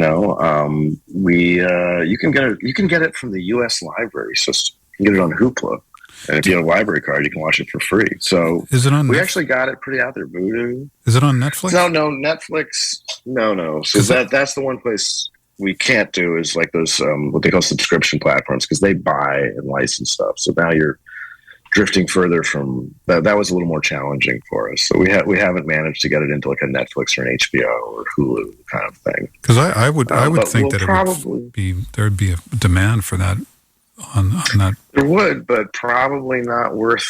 The thing about a company like Netflix is, back to the sort of bigger problem questions, is when you have a oligopoly of like 4 or 5 companies, it's closer to almost like old television. Like they have so much content and so many subscribers that I think like any large corporation of that scale dealing with that many people, hits aren't really what drive them. Most of what they're looking for is things that are going to be sort of frictionless, to just add, like, here's the next batch of stuff. I mean, a hit in the sense of like a giant Game of Thrones TV show, maybe, but the idea of like the equivalent of what would mean a lot to an indie film company, to be like, oh, we made Get Out for $8 million and it made 100. I think that doesn't really have a huge impact there. So if something has a disincentive, there's going to be some percentage of the audience that's not going to be happy about it. I think they're probably never going to do it, which is why you see, I think, the most bland content coming from places like Netflix. Oh my! I can't even. I mean, I know. There's probably a lot of people that like Netflix, but I can't even bear it anymore. It's just so bland. It's so, I mean, ever since Netflix started sort of producing their own content, it all even looks the same, from a film Oh well, they perspective, like they have even just the editing and. Oh no, well, they have if you make a film, back to that thing, like think about this independent film. They have a list. They're like, these are the cameras that we will accept films from. Right. These are our preferred color timings, etc. So they put out very clearly, you're not really making your own film. It's like you're going to some place and you're going, oh, what how do you like it? Like they're your customer, and they're saying, well, this is how we like it on this camera. We want it to have this kind of color range, this kind of general subject matter, this level of diversity, whatever those things are. Oh, even the editing, sort of even the editing style. It's all. Do you know what I mean? Like, oh yeah, every doc opens the same. They always have the little teaser part. Like, even no matter who made it, they still do the little thing where they excite you for like the 5 minutes and show you the whole crime thing, and then reverse. Like, they all have that opening. It's incredibly. I don't know if the word's conventionalized at this point. What about internationally? How's the response been? Like overseas and other. I haven't tried a lot. We did show it in Australia. I mean, we were doing a lot for new companies, so foreign sales and stuff was. And also, like, from my first inquiries, you're running into a separate problem, which is it's a very American story. So, like, docs are international, but like docs about local political subjects. It's how much interest is there in Alex Jones in France? I don't know. But I am going to sort of, now is the time actually where I try and take it to market now that we've sort of saw it and seen. I'm going to the American film market next week. Yeah. See what interest I have in foreign sales. I mean, you got to say one thing about Alex Jones. It's like a very American phenomena. He could never, somebody like that would never come out of France or Italy or something. They have other things, but not certainly not, not with that flavor. Yeah. No, yeah. No. He's a pure American. Very American. That guy. Yeah. Well, look. Definitely.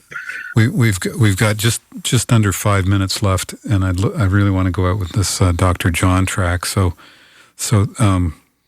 any last words before we bid you farewell? I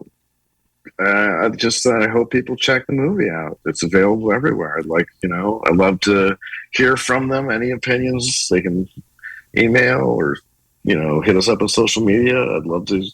I just like hearing from people seeing the movie and getting the word out that it exists. Because I think my last little pitch is I think it's quietly one of the most interesting movies of the year. If you're like, what happened in 2022? Mm-hmm. And like make that list in the year, I like really want to see a variety of interesting films. I'd be like, yeah, Alex's War, that's the one that it's going to be just fascinating in 10 years. You should check it out. Well, I've been speaking to Hadrian Belove, producer of Alex's War, and thank you so much for your time, and we'll wish you all the best, and we'll see you next time. And here's some Dr. John to take us out. See ya. Bye, man. Hi, I'm Chucky. Hang on. That's Chucky. It's a good track, too. That was a good one. Anyway, happy Halloween. See ya. Happy Halloween. Adios. They call me Dr. John, known as the Night Tripper. Got my satchel of gree-grees in my hand. Then we tripping up and back down the bayou. I'm the last of the best, they call me the gree-gree man. Got many clients, come from miles around, running down my prescription. I got medicine to cure all y'all's ills. I got remedies of every description. I got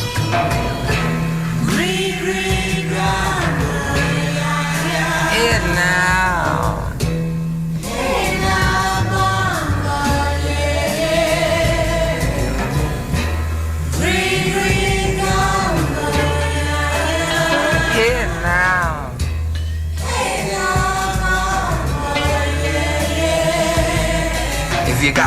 love trouble. You got a bad woman you can't control. I got just the thing for you. Something called controlling on some get-together drops. If you work too hard and you need a little rest, try my Easy Life Rub or put some of my Boss Fix jazz in your breakfast. Try a little bit of hey now.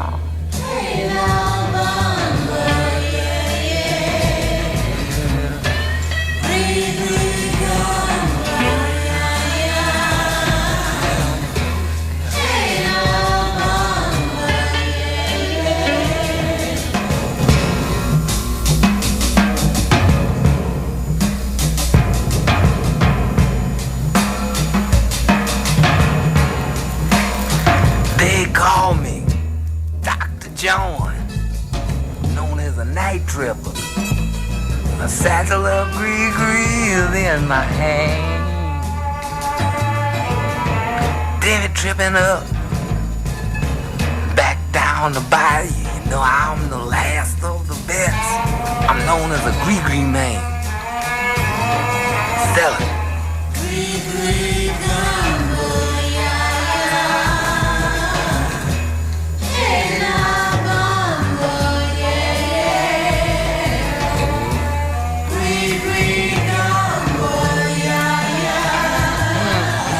Well, I hope you enjoyed the show as much as we always do, bringing it to you.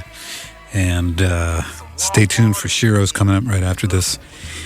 And if the good Lord's willing and the creek don't rise, we'll see you next week. Next week, my very special guest will be joining me all the way from Indonesia, Rossi Indira. So that's going to be a good show. Stay tuned for that one. Adios. Vaya con Dios. Some goofer dust, leave the light out, a Boss Fix fine. I know you're reading out the palm of your hand.